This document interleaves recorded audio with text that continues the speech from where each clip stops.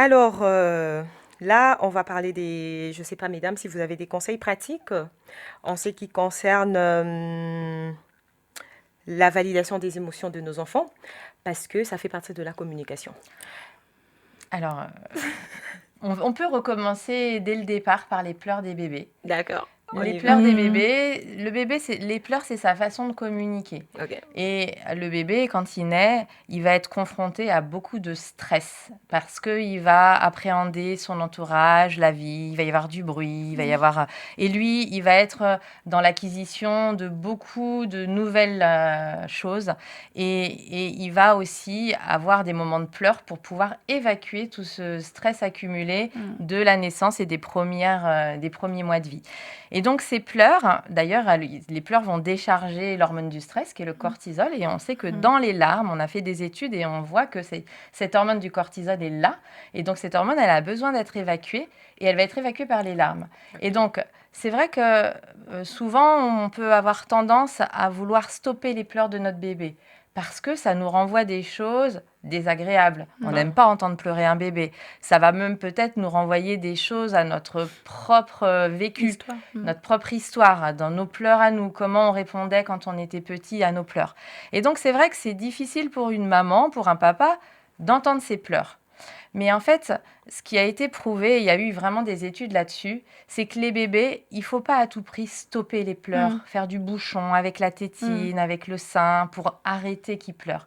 Mais il faut plutôt accompagner son pleur en étant là.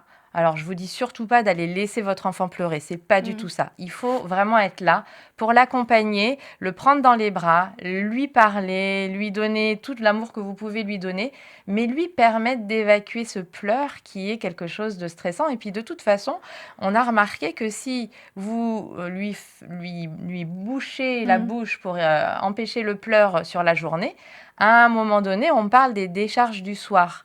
Et ben à un moment donné, et souvent le soir, après toute une journée où on l'a empêché de pleurer, et ben le bébé il va se lâcher et il va y avoir de la décharge des pleurs du soir. Et ça c'est vital pour lui. C'est important. C'est important que le parent soit là, mais c'est important de le laisser décharger. Et on a même remarqué qu'un enfant, quand on l'empêche de pleurer en journée, et ben c'est un enfant qui va beaucoup plus pleurer la nuit, parce qu'on n'a pas pu lui permettre de pleurer en journée. Et un enfant, un bébé, c'est aussi programmé pour pleurer, pour évacuer son stress. C'est sa façon de s'exprimer et il faut lui permettre de l'aider et de l'accompagner dans ce pleur parce qu'il est désorganisé aussi et il a besoin qu'on soit là. Donc c'est important. Stéphanie? Oui, et puis à propos des émotions, chez les plus grands enfants, je pense à cette fameuse période-là où on a un peu honte d'aller dans les magasins avec notre 15-20 mois nourrisson de cet âge-là, où la partie émotionnelle du cerveau est prépondérante, s'exprime de façon prépondérante, et où ils vont vouloir tout maintenant, tout de suite, chose qu'on ne veut pas, à laquelle on ne veut pas adhérer, nous les parents, parce qu'on veut le construire avec les limites dont il a besoin. Donc il faut accepter ce passage-là sans culpabiliser et en acceptant qu'il y ait des frustrations. Parce que c'est comme ça qu'il va se construire. Donc, tant pis si tout d'un coup il se roule par terre en hurlant parce que vous voulez pas lui acheter la sucette au magasin qu'il veut à tout prix, c'est pas grave, ça va passer. On tient bon, on n'aura pas honte, on lâche rien. Et donc, petit à petit, la part de son cerveau qui est le cortex, on va pas faire trop d'anatomie, mais préfrontal, va se développer de plus en plus. C'est la partie du cerveau qui permet la maîtrise de soi, qui permet la programmation, le projet, etc. Et donc, elle va d'autant mieux se construire qu'on aura apporté des limites fermes à l'enfant. Donc, certes, quand il se comporte comme ça, l'enfant, ça ne sert à rien d'essayer de raisonner, ses émotions ont pris le dessus, mais ensuite à part, quand l'enfant se sera calmé, on pourra reprendre ça avec lui et lui dire, écoute, pourquoi est-ce que tu as fait cette crise-là ? Qu'est-ce qui se passe ? Est-ce que tu étais en colère ? Est-ce que tu étais triste, etc. Pour mettre des mots sur les émotions.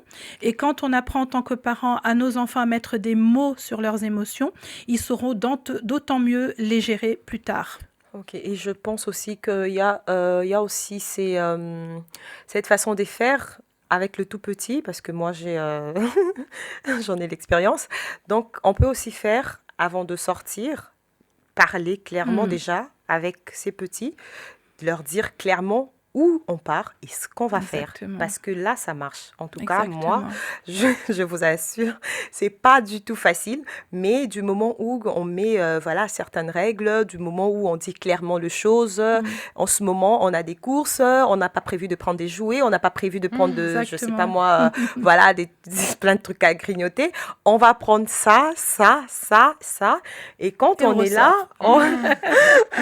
on sait au moins comment affronter Bien les choses, sûr, quoi. bien Là, c'est, sûr. en tout cas, cher public, en tout cas, là, ça marche. Pour moi, ça marche des fois pas 100%, mais ça marche et ça nous permet vraiment de... C'est vraiment aussi une sorte de communication Bien sûr. parce que ça nous évite justement que quand nous partons dans un endroit public et que voilà, ces expressions, ces émotions puissent nous faire la honte ou voilà, les gens vont commencer à nous regarder. Mais après, Stéphanie a dit que c'est un passage, ça va Il faut passer, que tout le monde t'es né accepte bon. que c'est un passage. Nous devons tous accepter que c'est un passage, t'es né bon. Et moi, j'ai quelques aussi sur comment communiquer. J'ai quelques notes au fait que j'ai préparées pour notre public. Et voilà, il y a des questions aussi à poser dans le quotidien aux enfants. Là, on est encore tout petit. Après, ça peut s'étendre sur les ados. Il y a des questions à poser. Par exemple, comment ça va? Des petites questions. Comment c'est passé à l'école? Une routine comme ça? Qu'est-ce qui, voilà, t'as été gentil envers tes amis, ils ont été gentils. Toutes ces choses nous permettent au fait de rentrer dans le quotidien de nos enfants parce que quand nous les avons, c'est vrai, physiquement, ils peuvent être bien, mais intérieurement, ils peuvent être brisés par quelque chose, par un événement. Et c'est par des questions comme ça, des petites questions quotidiennes de comment ils ont passé leur journée, comment ça s'est passé, qu'est-ce que tu as fait, tu es allé à tel endroit, ça s'est passé comment. C'est vraiment des choses, c'est la communication. Bref, à mettre en place pour que nous puissions justement... voilà, bien s'y Répondre à prendre leurs besoins. avec les enfants. Il y a aussi les côtés où, dans la communication, où parents, nous sommes aussi appelés à parler de nos émotions aux enfants. Parce que la plupart du temps, on le fait pas. Alors, je sais Ouais. pas vous, mais nous... Mais c'est que, en fait, je pense qu'on n'a pas forcément toujours les mots. Quand on parle d'émotions, on va dire colère, joie, peur, et après, et les autres, on est limité. Ouais. Et c'est vrai que c'est intéressant d'avoir des outils pour les enfants et même pour nous, Exact. pour que les enfants puissent arriver à mettre des mots sans être toujours dans ces 3 mots-là qu'on connaît tous, Exactement. et la tristesse aussi qu'on connaît bien, Ouais. mais qu'on ait un vocabulaire enrichi dans nos émotions. Et pour ça, moi, là, au cabinet, je propose des clés aux parents. Ok.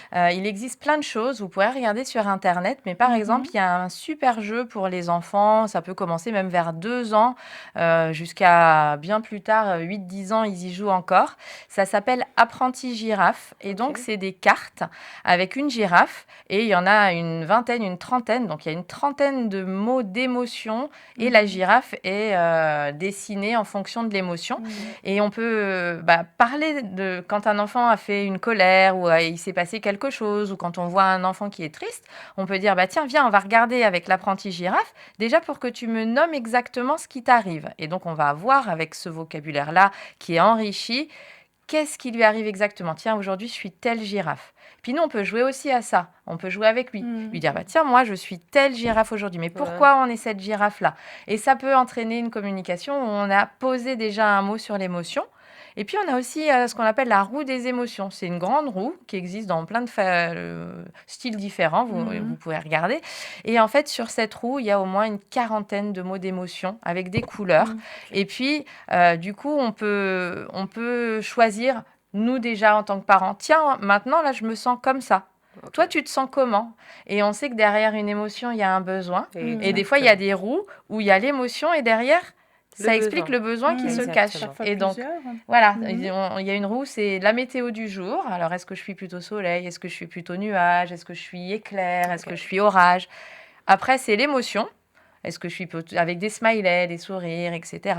Et puis après, c'est le besoin derrière qui s'y cache. Et l'enfant n'a pas réussi à mettre en mots son besoin, mais on y arrive avec... les petits icônes et les émotions qui sont dessinées. Donc, c'est des petites choses qui vous permettent le dialogue sur les émotions avec vos enfants.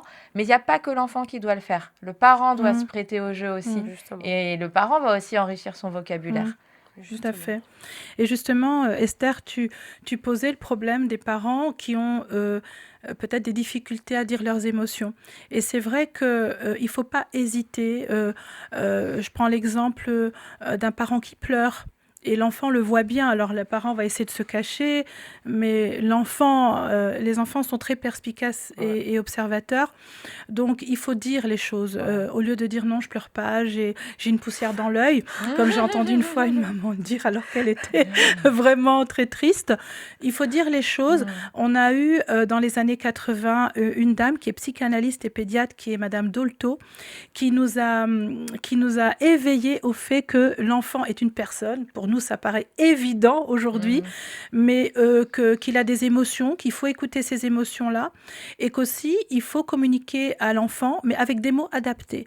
Donc, si par exemple, vous, le parent, un jour, vous êtes triste, que vous vous mettez à pleurer devant votre enfant, même si vous vous cachez, sachez que il peut s'en Il le voit. apercevoir. N'hésitez pas à dire pourquoi vous pleurez, mais avec des mots adaptés. Exactement. Oui, je suis triste parce que voilà, il s'est passé telle chose. Vous n'êtes pas obligé d'entrer dans de grands détails.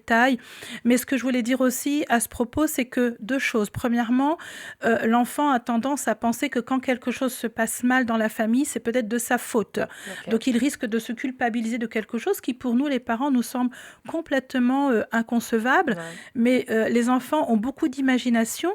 Donc si vous ne dites pas les choses, si vous laissez des non-dits, il peut interpréter ça d'une façon qui peut prendre une ampleur très facilement défavorable, avec un scénario qui n'était pas du tout aussi dramatique qu'il ne l'était au départ. Ouais. Donc voilà. Et pour en revenir, Madame Dolto, elle communiquait beaucoup par les dessins. Ok. Elle regardait les dessins des enfants et sur des thèmes particuliers ou même sans parler, et ça pouvait révéler des choses sur lesquelles on pouvait parler avec l'enfant. Ok. Précis. On en est où là?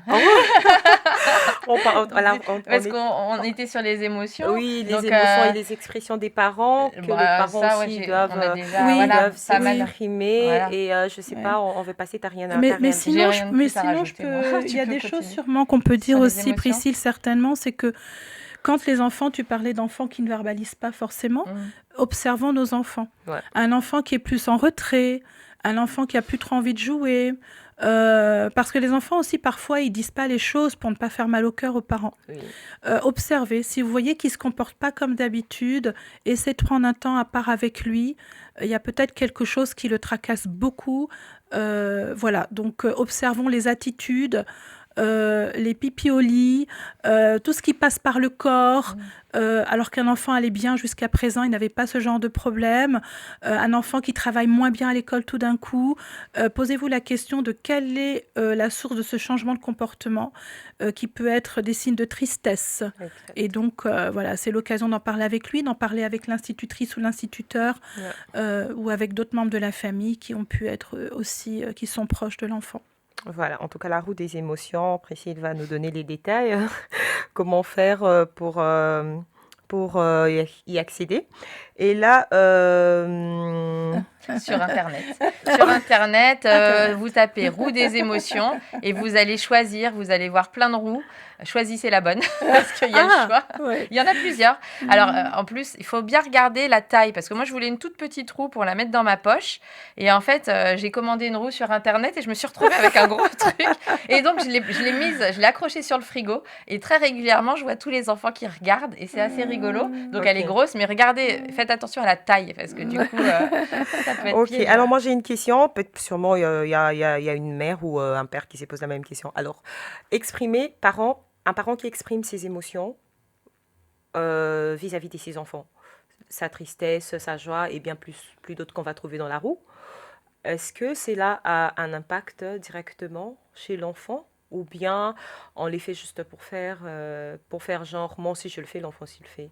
Ah bah non, c'est qu'on est vrai avec nos enfants. C'est qu'on leur demande, nous, qu'ils expriment leurs émotions, mais si nous, en retour, on n'est pas aussi vrai et on se livre pas, en fait, la communication, elle va dans les deux sens. C'est Ok. que on demande à notre enfant de nous raconter sa journée, de communiquer, de nous dire des choses. Et chez les ados, c'est encore plus compliqué. Hein. Là, à un moment arrivé à l'adolescence, il a plus très envie de vous raconter quoi que ce soit.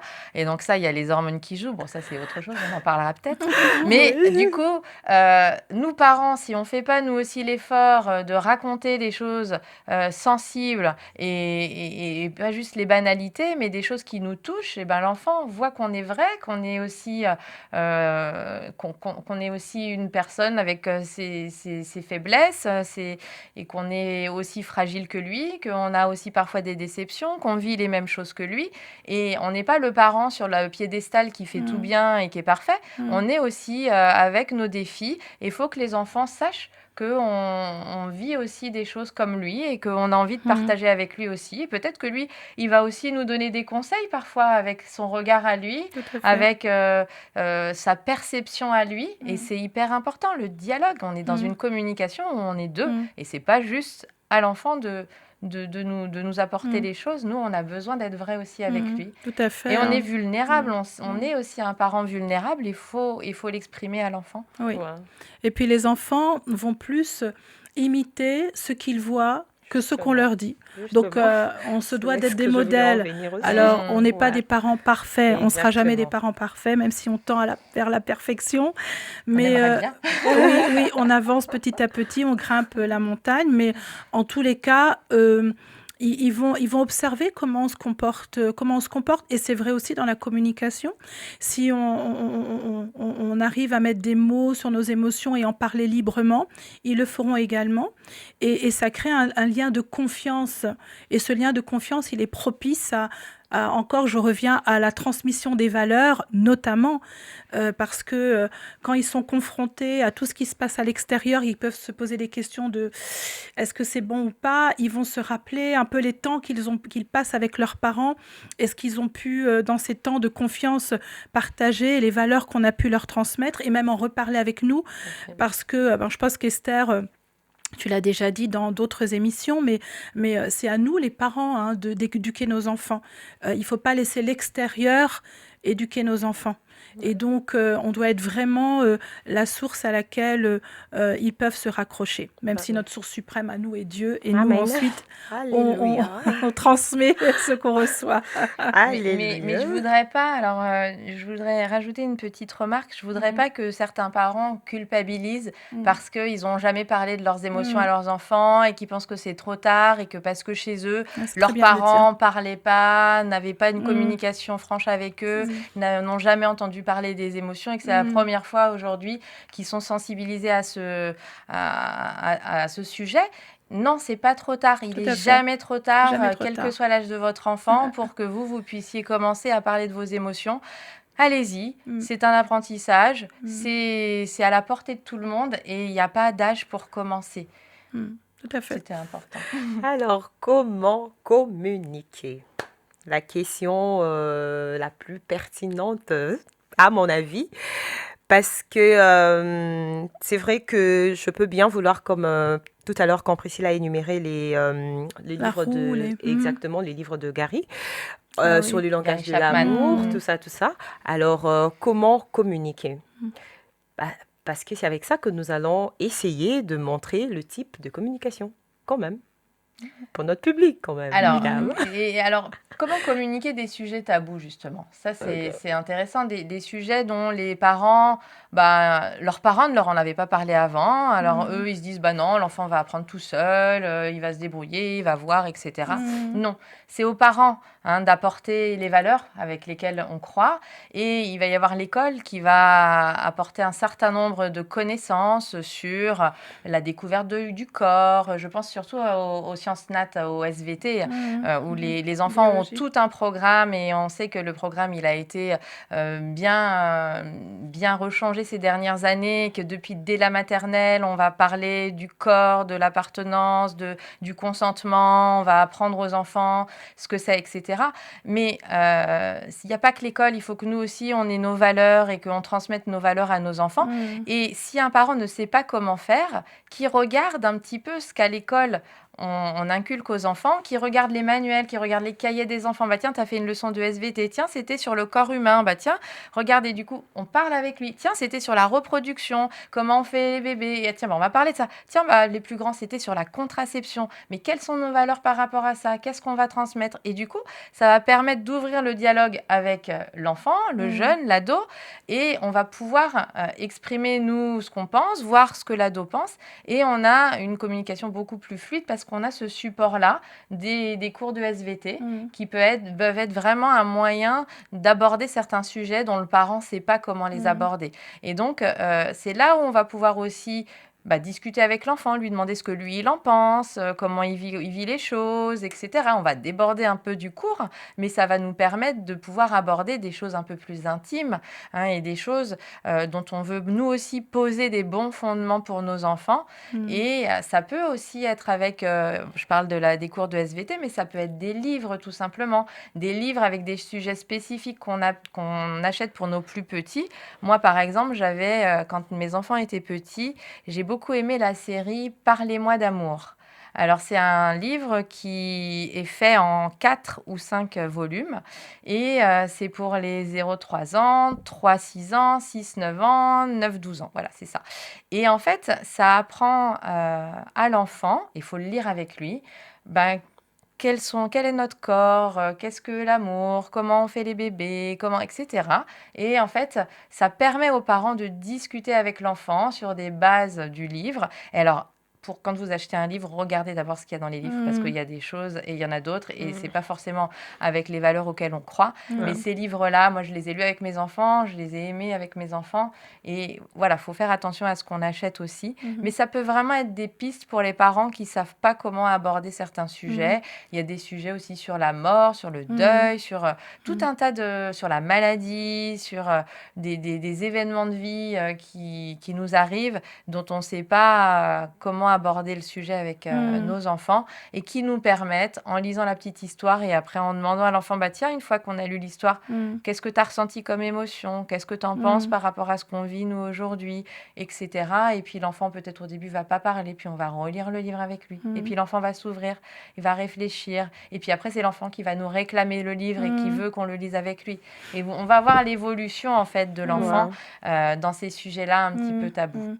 Tout à fait, oui, c'est vrai que je suis d'accord avec toi, Priscille, il faut vraiment pouvoir parler de choses même dont on n'aurait pas parlé de prime abord parce qu'on est un peu gêné de par notre culture, etc. Parce que si on n'aborde pas ces sujets-là, ils vont aller chercher des réponses ailleurs et pas nous en parler peut-être non plus et on n'aura pas l'occasion donc de construire avec eux les valeurs qu'on souhaite qu'ils aient. Et moi, je dirais que effectivement, le manuel d'école, c'est un super sujet parce qu'en fait, ils vont à l'école la majeure partie du temps, nos enfants, dès lors qu'ils sont à l'âge scolaire.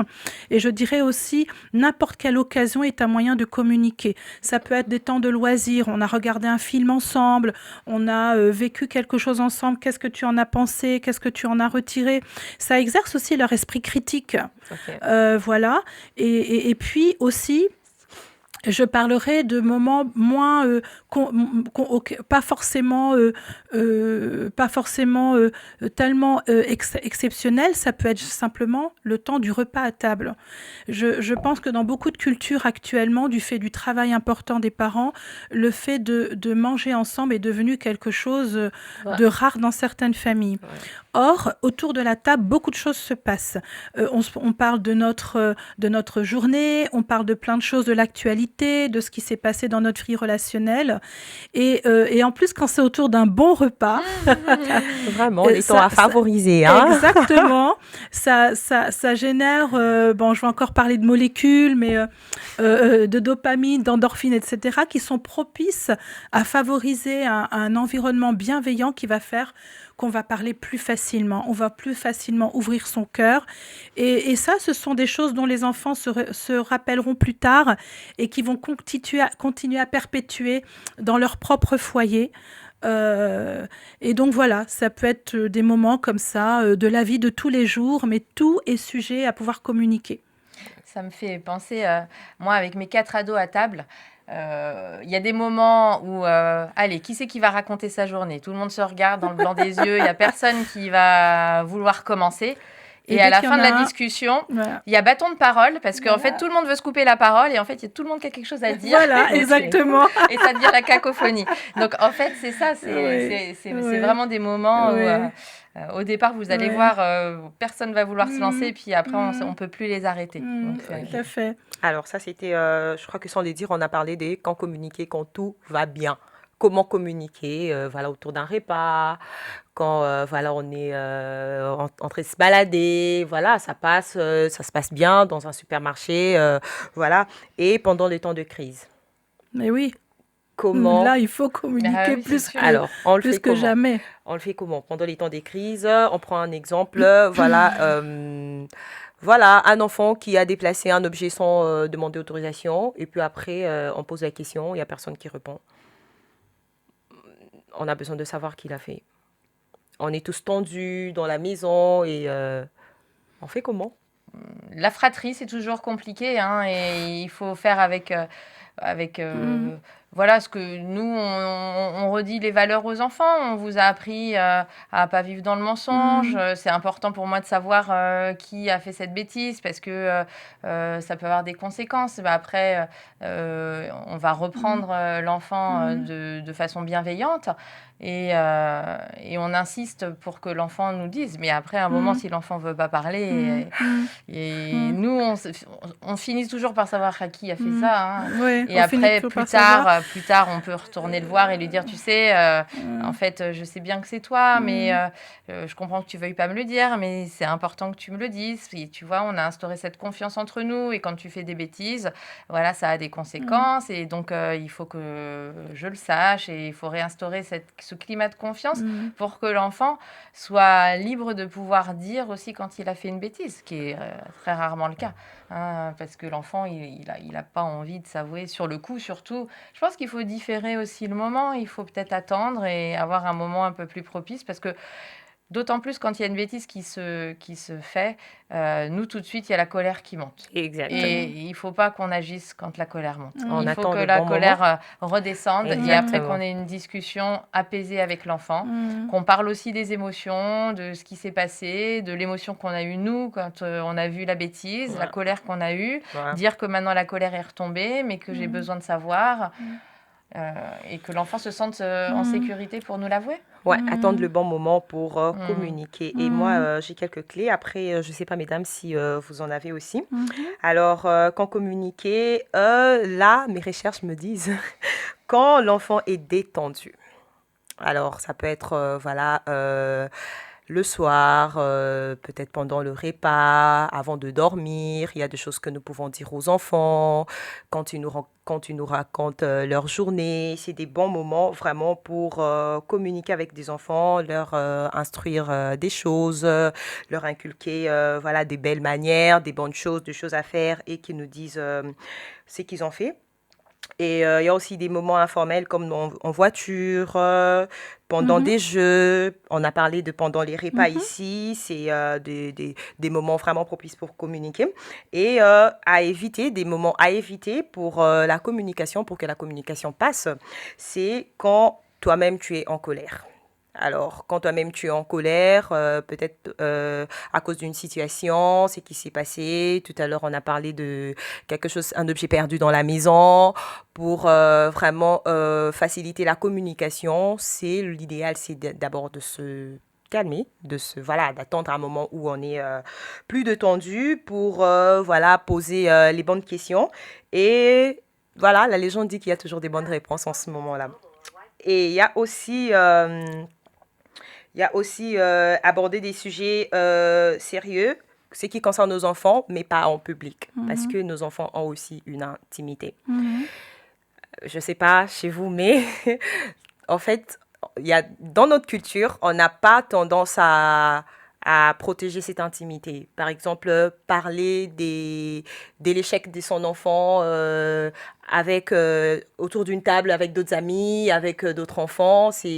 Voilà, c'est une sorte de communication, mais c'est des choses à éviter, vraiment, chers parents. Si vous Mhm. avez l'habitude, au fait, les enfants, comme on l'a dit, on le dira toujours, c'est des personnes à part entière.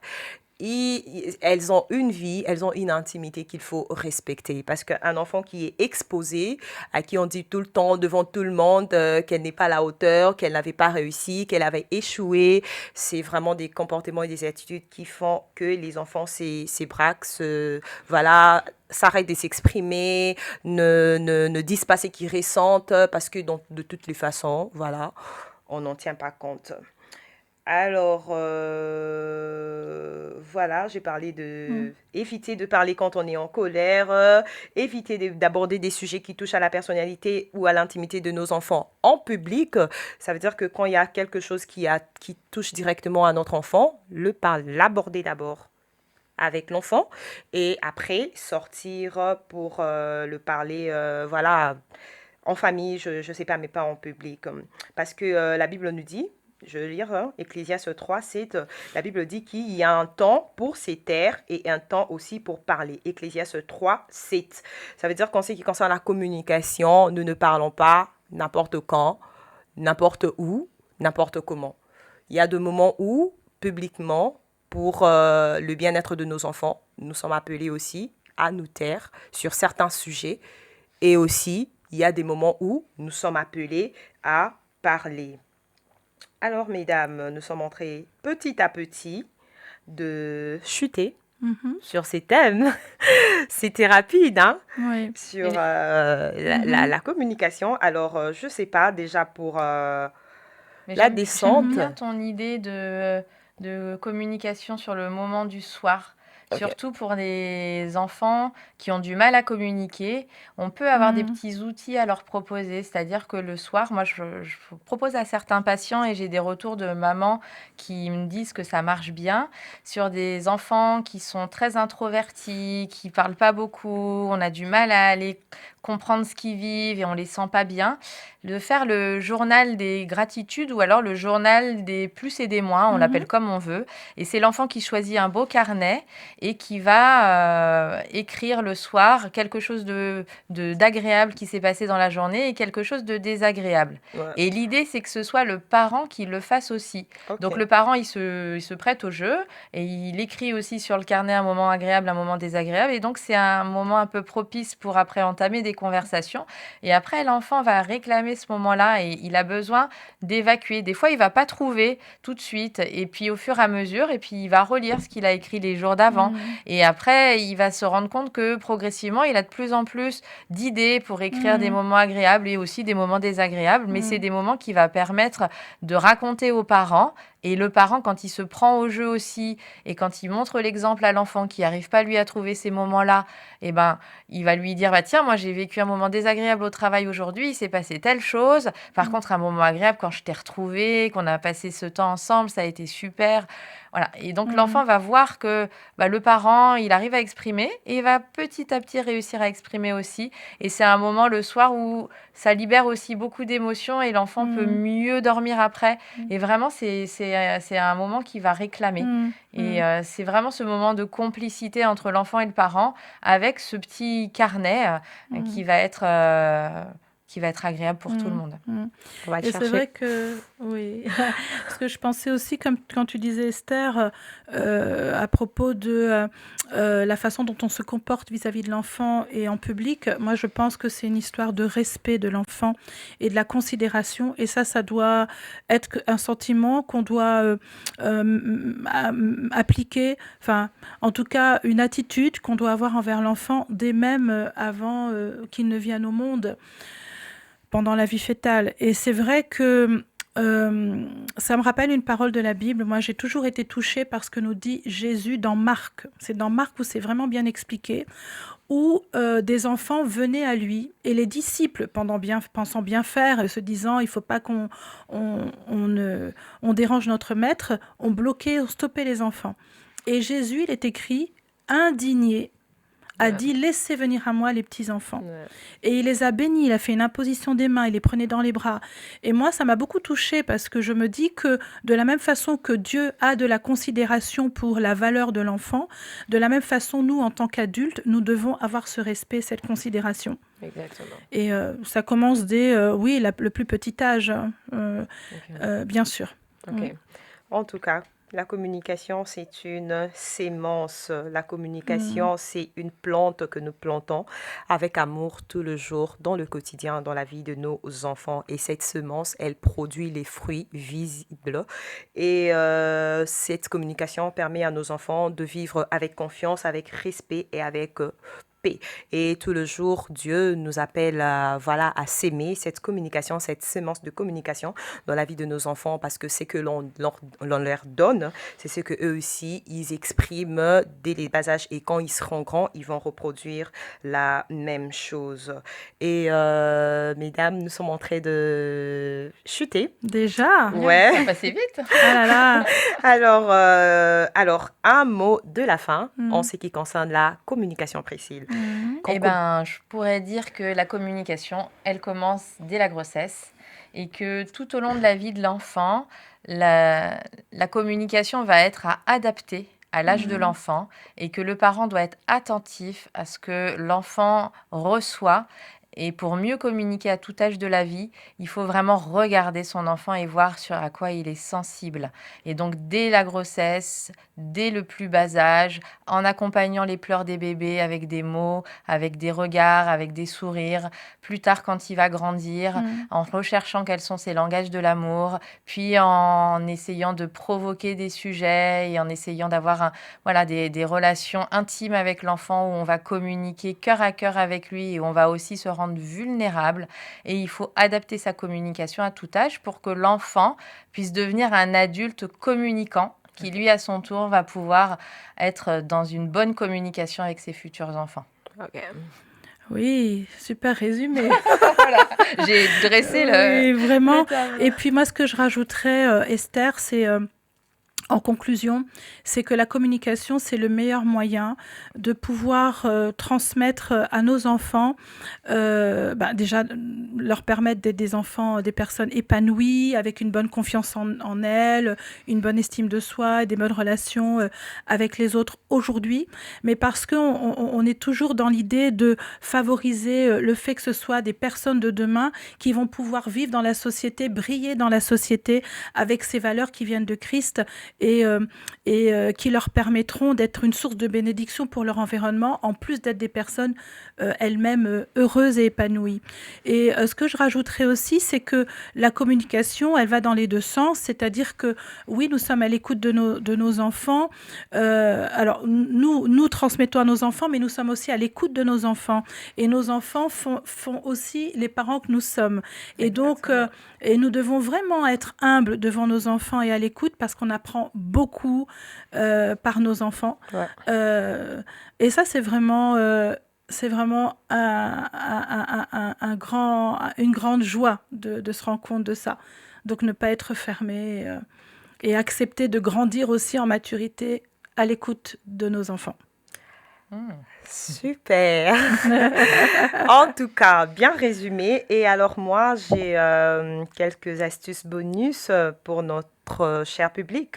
Alors, en ce qui concerne la communication, je viens de le dire tout à l'heure que la communication est une sémence que nous devons s'aimer, planter avec amour. Et voilà donc le 3 phrases à dire régulièrement à nos enfants chez nous, à la maison. Je suis là pour toi. Je t'écoute. Et tu as le droit de ressentir ce que tu ressens. N'hésite pas de m'en parler. Et les erreurs à éviter.